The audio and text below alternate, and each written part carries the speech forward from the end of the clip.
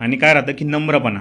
समोरचा येतोय तो काहीतरी अपेक्षेने येतोय, तो आपल्याकडे फुकट मागायला नाही येते ना, तो काहीतरी म्हणजे पैसे देणार आहे ना आपल्याकडनं विकत घेणार आहे. तो देतोय, तो ती लक्ष्मी देतोय आपल्याला असं ना, आपण त्याला काहीतरी वस्तू देणार आहे. तर त्याच्यात पण तो पूर्ण नम्र भाव पाहिजे, ती लक्ष्मी आपण नम्रतेने स्वीकारली पाहिजे आणि त्याच नम्रतेने आपण त्याला समोरच्याला क्वालिटी प्रोडक्ट काहीतरी सर्व्हिस दिली पाहिजे.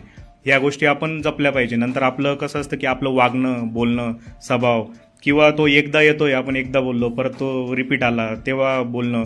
आणि काय झालंय आता धंद्यामध्ये वगैरे, किंवा आमचे जे छोटे धंदे पकडले, तर आपण कुठल्याही काउंटरला वगैरे गेलो तर जो मालक किंवा जे काही मुलं वगैरे असतात ते कंटिन्यू आज मोबाईल वगैरे बघत राहतात सगळ्या गोष्टी, आणि मान खाली राहते.